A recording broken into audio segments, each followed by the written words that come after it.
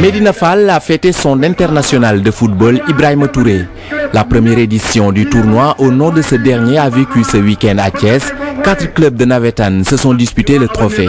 4 équipes ñoo ci bokk pour le moment mooy équipe yi nga xam ni mooy zone bi mu dëkk yi ko gën a jege 4 équipes bu nawetaan yooyu ko gën a jege mooy équipe am ak yeneen équipe yi nga xam ni jege nañ ñu mooy 4 équipes yi ñu gën a jege ñu def ko tournoi 4 grands léegi nag dañu bëgg incha allah fii ak déwén ñu mën ko yaatal ba ñëpp xaj ci daal. gis ni Ibrahima Touré li ma doon ñaan ci yàlla ci moom yàlla defal ma ko depuis bu mu nekkee xale ñu jox ma ko confier ma ko ma yore ko ba yàlla def tey mu nekk international ma ne nag nañ ñu wàññeekuwaat nag delloo ko njukkal mais tamit delloo njukkal ñi nga xamante ni ñoo doon ànd ak man di liggéey pour loolu mën a am. La famille de l'attaquant de Monaco a fait le déplacement au terrain. Elle exprime toute sa fierté pour l'honneur rendu à son fils. Coy bu lekkee alom na ko bu lekkee alom na ko gërëme Coy kon moom laay gërëm moom laay sant ndax moo ma téyel moo ma caral ba lii lépp am ndax xale la rek waaye yàlla dogal na bi mu duggee ci ay loxoom sama xol da cee sedd xamatuñu woon ci moom dara lépp lu ma waroon a def ci moom Bécaye def na ko ci ba lii yàlla dogal tey mu am kon dama ko ciy sant. Sur le terrain, Kawsara a remporté le trophée devant Médina Fall au tir au but. Pour eux, Ibrahima Touré est un exemple à suivre. Ibrahima Touré mooy sunu exemple mooy sunu royukaay vraiment defal nañu loo xamante ni donc ñu ngi ñaan yàlla aussi yeneen jeunes yi fi nekk yëpp ci zone nord bi ñu suivre son exemple parce que il a toujours été un exemple ku ñu doon joué ndóol ci tournoi ci terrain bi ñu ko doon joué léegi parce que Bécaye Ndiaye le coach à qui nous rendons hommage encore moom daf ñu yàgg encadré dafa yàgg suivre les jeunes daf ñu yàgg suivre les joueurs les talentueux peut-être que ci période nord bi dañ daan dajale donc instant boobu noonu ci lañ bokkoon équipe ñuy participer mais kontaan nañ ci moom vraiment kontaan nañ ci moom ñoo ngi koy ñaanal yàlla defal ko lépp ay njortam donc ñuy dem ba di ko dégg ci Manchester United Real de Madrid ak yeneen équipe yu mag yi. À l'occasion de cette finale, un lot de maillots a été offert à chaque club participant. Bécaye Ndiaye a réussi son pari grâce au soutien du parrain. Ainsi, il invite les jeunes à s'inspirer de son parcours. ndax tey jii booy yi nga xamante ni ñooy relève am tey ñoom ñooy final coupe du Sénégal tey booy yi nga xamante ni ñoo toppoon ci ginnaawam ñoom ñooy base su match mooy équipe bees boobu ngay dégg ñoom ñooy base bi tey dañ fi nekkul ndax dañoo fubali benn tournoi monté mais booy yooyu tey ñoo final coupe du Sénégal tey xale yi ndaw lañ ay junior lañ tey jii mën naa ne yaakaar naa ci am ci yeneen Ibrahima Touré. La première édition du tournoi de football Ibrahima Touré a vu la naissance d'une école de football qui porte son nom et qui a offert un joli spectacle en levée de rideau. Une initiative à pérenniser pour le rayonnement du foot thiessois.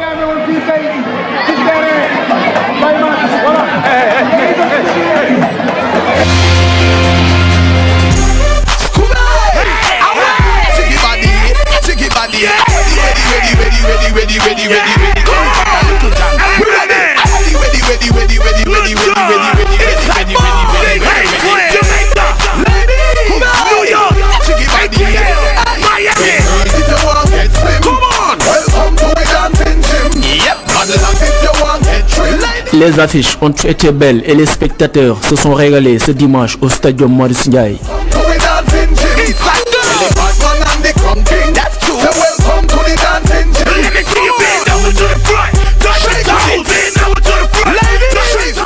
C'était à l'occasion de l'édition 2012 de la Coupe du Maire de Dakar. En première heure, la finale homme a opposé l'AS Douane à la Jeanne d'Arc de Dakar. Au finish, ce sont les douaniers qui remportent la mise sur le score de 77 à 64. Après les messieurs, place aux dames. Uzo contre Duc. Dame Coupe a finalement choisi de convoler en juste noces avec l'équipe du Dakar Université Club, vainqueur de l'Uzo sur le score de 64 à 43.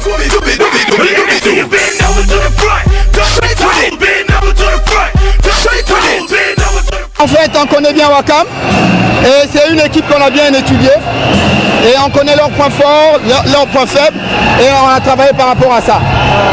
C'est le fruit d'un travail dès l'entame de la saison on a beaucoup travaillé, les filles, on sait que nous avons des individualités, donc il fallait mettre surtout l'accent sur la collectivité et c'est ça qui a payé aujourd'hui. Duc, il était le meilleur et il a gagné. Donc vraiment c'est tout ce qu'on peut dire. On a essayé de changer, mais ça n'a pas marché. Donc c'est ce que je disais, on a essayé de changer, aussi bien en attaque et en défense, mais ça n'a pas marché. Donc ça arrive, il arrive des jours où vraiment les choses ne marchent pas comme on l'a prévu. Donc ils ont été meilleurs.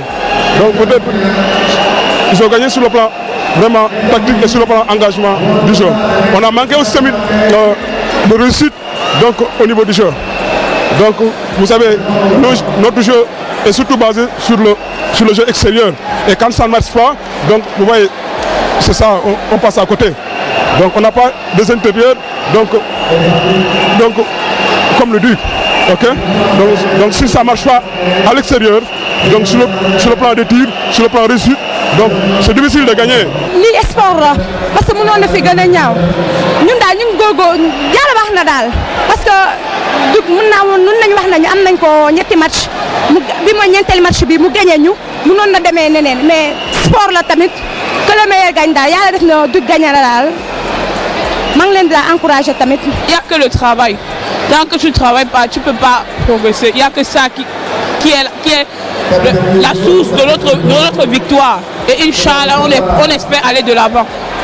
Notez pour vos archives que chez les messieurs, on disputé la 28e édition de la Coupe du Maire et la 12e chez les dames. Il y a en basket la finale de la Coupe du Maire et cette année, les finales auront opposé chez les hommes l'AS Douane et la Jeanne d'Arc et chez les filles, le Duc à l'équipe de Ouakam. Deux grandes finales qui ont été âprement disputées et les meilleurs ont gagné. Il ne pouvait pas en être autrement quand il s'agit de fêter la jeunesse dakaroise. Cette finale aura été la consécration d'efforts et de sacrifices, consentis aussi bien par la Ligue de Dakar que par la ville de Dakar, qui, dans un cadre partenarial, auront tout fait pour justement fêter la jeunesse de Dakar. Ce n'est pas le président de la fédération qui est à l'honneur, mais le président de la Ligue de Dakar. Atoumane a beaucoup de chance, j'ai assisté à 3 finales, mais vraiment des finales somptueuses. Comme je le disais tout à l'heure chez vos confrères, c'est qu'aujourd'hui je ne suis qu'un observateur, c'est-à-dire regarder le déroulement du match, regarder le comportement des joueurs, le comportement des arbitres, le comportement des spectateurs et des supporters. Et je pense que de plus en plus aujourd'hui nous pouvons dire sincèrement que le basket est en train de renaître de ses cendres parce que de plus en plus aujourd'hui la violence est en train de disparaître des stades. Et ça encourage les gens à venir à regarder les matchs. Vous avez vu à chaque fois qu'on organise une finale, eh bien on fait ça le comble. Donc je pense que c'est le basket qui va y gagner et pourvu que ça dure.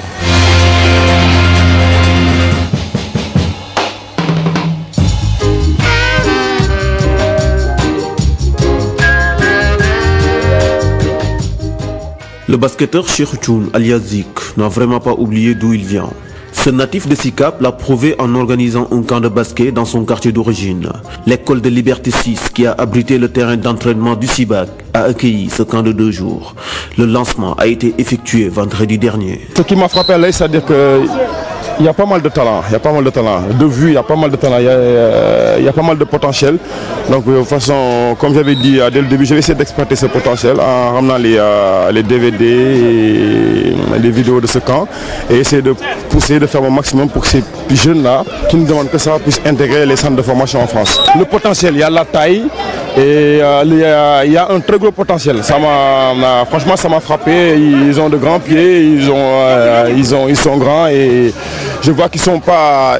Bon, il y a encore une petite formation derrière, mais de toute façon, c'est normal, ils sont jeunes, donc, mais il y a un gros potentiel. On a fait un échauffement d'une quinzaine de minutes que j'ai dirigé et après on a fait pas mal d'ateliers. Il y avait des ateliers de dribble par là-bas des ateliers de sortie d'écran, et là-bas il y avait des ateliers de double pas, et là-bas il y avait des ateliers de passe. Donc après on a fait les sélections, et là ces sélections-là, ça va me permettre, parce que tout est filmé, ça va nous permettre de bien voir leur potentiel et en même temps sélectionner 24 joueurs qui feront demain le All-Star Game.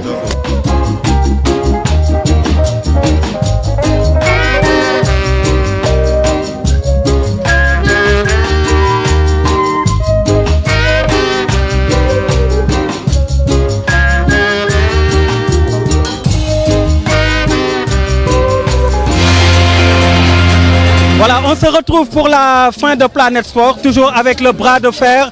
Ce premier tournoi de lancement du concours Jaay Doole qui a connu un beau vainqueur, qui gagnait, rappelez-moi touram dafa bëri doole ba ñemewuma ko. waaw Tafa Sarr la tudd. Tafa Sarr alors il est d'où?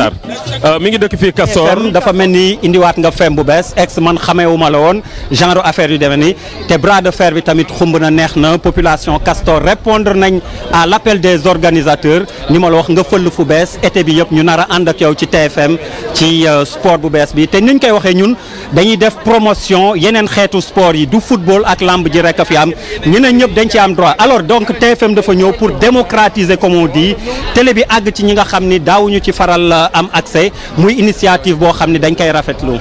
waaw tout d'abord maa ngi lay remercier di remercier aussi waa Castor parce que soo gisee initiative bi daje parce que tout simplement bëgguñu yem ci benn rek Sénégal y a pas que la lutte y a pas que le foot am na yeneen discipline looloo waral été bi yëpp ñu fas yéene fësal discipline bi di bras de fer danañ ci def suñu kéemtalaay kattan parce que sport bu mag la soo demee bitim réew da ngay gis ne ñëpp xam nañ ko ay saal yu mag la ñu am te vraiment nit ñi soo koy xool soxlawu sax tenue mën nga sol sa jean mën nga sol sa t-shirt rek ñëw bokk daal di su fekkee tournoi boo xamante ne open la nga ñëw participer donc lii nag jotoon na fi am ñu ngi remercier monsieur le président donc monsieur Diop mi nga xamante ne moom moo présidé tournoi li nga xamante ne mooy bras de fer ici au Sénégal ñoom nag soo gisee lëkkaloo bi yomb mooy tout simplement ñun xëj na médium bi la ñu am. ñoom ñoo am xarañaay bi xam exactement qu'est-ce qu'il faut ak discipline yeeg yooyu noonu yëpp ñoom ñoo ko xam donc ñu daal di lëkkaloo ñaari doole yi fas yéene promouvoir ce sport noble qui est quand même le bras de fer. Voilà, merci Ex-Siders. Alors, vous le retrouvez tout au long de cet été, je vous le disais, sur la TFM avec cette émission consacrée au bras de fer. Planète Sport, vous connaissez, c'est terminé, tous les lundis sur la TFM. Mais avant de nous quitter, permettez-moi de remercier Olof day wax ku lim jim mais bon foog may lim Planète Sport xam nga ni cotisation la. Par exemple ci numéro bi ku mel ni Aziz Ndiaye mi ngi dem ba Saint-Louis indil leen image yi ngeen gis ci tournoi bi El Hadj Diouf organisé Marius Ndiaye coupe du maire eh bien foofu it Sayer Insa Diop dem cotiser alors ku mel ni Mame Fatou Ndoye aussi assemblée générale ANPS moo fa demoon ak région yeneen image yi ñu gis reporter yi mobilisé Cheikh Sadibou Diarra à Thiès pour dire que donc ñi ci dugal seen loxo bëri na bras de fer bi à la réalisation Alou Niang ak toute l'équipe mobilisée Ibrahima Yag réalisation montage également. Je vous dis à la semaine prochaine. Merci.